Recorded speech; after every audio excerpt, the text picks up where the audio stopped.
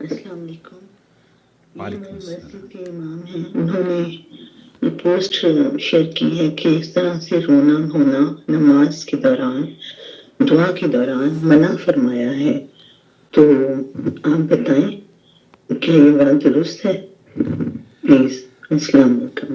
وعلیکم السلام ورحمۃ اللہ وبرکاتہ. نحمدہ ونصلی علی رسولہ الکریم. اما بعد، نماز کے دوران ہم یہ دیکھتے ہیں کہ بہت سے لوگ ہیں نماز کے دوران، خاص طور پر نفل نماز میں رقت طاری ہو جاتی ہے اور وہ اپنے رب سے دعا کرتے وقت یا وطر کی نماز میں خاص طور پر آپ نے دیکھا بھی ہوگا.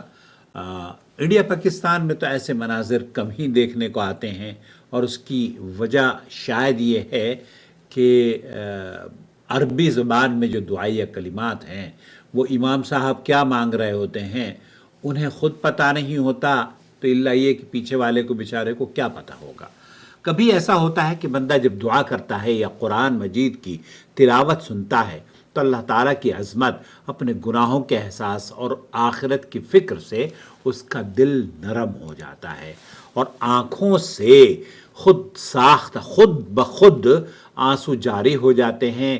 یہ کیفیت دراصل دل کے خشوع اور اللہ کے خوف کی علامت ہوا کرتی ہے. اسی لیے علماء نے بیان کیا ہے کہ اگر دعا یا نماز میں رونا اللہ کے خوف اور خشوع کی وجہ سے ہو تو اس میں کوئی حرج نہیں، بلکہ یہ صالحین اور نیک لوگوں کی علامت ہوا کرتی ہے. اس بارے میں سماحت الشیخ عبدالعزیز بن باز مفتی مملکت سعودی عرب سے ایک سوال کیا گیا، وہ سوال ہی میں آپ کی خدمت میں پیش کرنا چاہتا ہوں.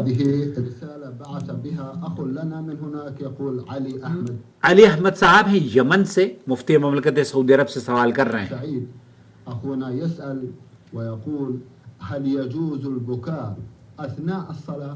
وہ کہتے ہیں کیا نماز کے دوران میں رو سکتا ہوں، یا ایک مقتدی یا ایک نمازی نماز میں رو سکتا ہے؟ نعم اذا غلبه البكاء. نعم اذا غلبه البكاء خشية لله. خشية لله وتعظيما له. خشوعا عند القراءة. خشوعا عند القراءة وسماعة.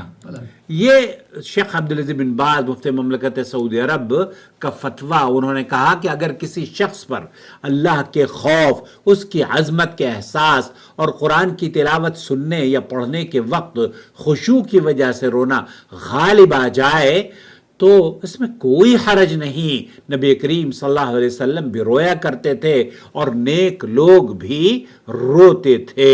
یہ بات ثابت ہے کہ رسول اکرم صلی اللہ علیہ وسلم کے سینے سے نماز میں رونے کی وجہ سے ہنڈیا کے ابلنے جیسی آواز آیا کرتی تھی، اور حضرت ابو بکر صدیق رضی اللہ تعالی عنہ جب لوگوں کو نماز پڑھاتے تو رونے کی وجہ سے ان کی آواز سنائی نہیں دیتی تھی، اور حضرت عمر فاروق رضی اللہ تعالی عنہ جب لوگوں کو نماز پڑھاتے تو ان کے رونے کی سسکیوں کی آواز بھی سنائی دیا کرتی تھی.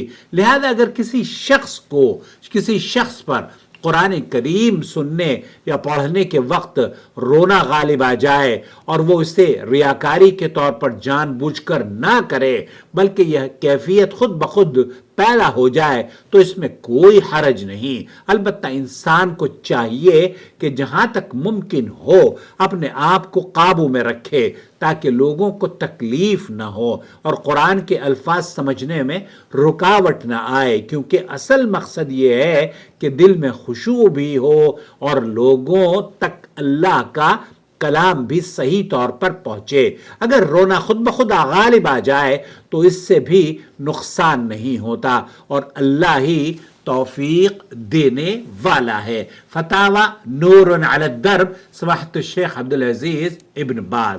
اور یہی بات یہاں شیخ سعد الخسلان بھی یہی فرما رہے ہیں. اوسع من الفریضہ. یہاں فریضہ جو فرض نمازیں ہیں اس میں خشوع و خضوع کا اہتمام کرنا چاہیے، اور آپ کو حد سے زیادہ تجاوز نہیں کرنا چاہیے کسی بھی رونے دھونے کے بارے میں، نہ ہی آواز بلند کرنے کے بارے میں. على المصلي ان يحتاط لصلاته. آپ کو ایک محتاط رویہ محتاط طریقے سے اپنی نمازوں کو خشوع و خضوع کے ساتھ ادا کرنا چاہیے. وأن يبتعد عن البكاء المصحوب الصوت. ایک ایسا رونا جو کہ بہت زیادہ دھاڑے مار مار کے رونا ہوتا ہے اس سے اپنے آپ کو محفوظ رکھنا چاہیے, بچانا چاہیے. بغير اختياره. اگر کوئی چیز بغیر اختیار آپ کے اختیار سے مطلب آپ کنٹرول نہیں کر پا رہے ہیں, ایسی صورت میں الشيء الذي بغير اختيار الإنسان لا يؤاخذ عليه. پھر اس کے لیے اللہ تعالیٰ مواخذہ نہیں کرتا اگر آپ بغیر اختیاری طور پر کرتے ہیں. أما إذا كان يستطيع يتحكم في نفسه فاما اذا كان واحد يستطيع ويتحكم, فعليه أن يبتعد عن البكاء في الصلاة. جب ایک آدمی اپنے اوپر کنٹرول کرتا ہے, کنٹرول کر سکتا ہے, تو ایسی صورت میں اسے یہ چاہیے کہ وہ اپنے اوپر کنٹرول کرے. تو شیخ سعد الخذلان کا موقف یہ ہے کہ فرض نمازوں میں آپ کو بہت کنٹرول کرنا چاہیے, اور اگر جو نفلی نمازیں ہیں جیسے کہ وتر کی نماز ہے, تو یہاں جو میسج نشر کیا گیا ہے اس میں بہرحال اسی تجاوز کو کہ آپ بہت سارے لوگوں کو ہم نے بھی مشاہدہ کیا ہے کہ وہ روتے رہتے ہیں. بلکہ میں ایک ریاض میں جس زمانے میں میں رہا کرتا تھا ریاض میں, تو شیخ تھے بڑے مشہور, وہ خود بھی روتے تھے اور ان کے پیچھے بہت سارے لوگ بھی روتے تھے. تو ایک بچہ تھا, نوجوان بچہ, اس نے رونا شروع کیا. آپ یقین کیجئے پوری نماز میں وہ روتا رہا, تشہد میں بھی روتا رہا, سجدے میں بھی اس کی سسکیاں بندھی ہوئی تھی. تو شیخ نے سلام پھیرا اور سلام پھیرنے کے بعد اس بچے کو کہا کہ اگر تمہیں اپنے اوپر کنٹرول کرنا نہیں آتا تب آپ لوگوں کے دوسرے لوگوں کے لیے زحمت یا ڈسٹربنس کا سبب نہ بنے.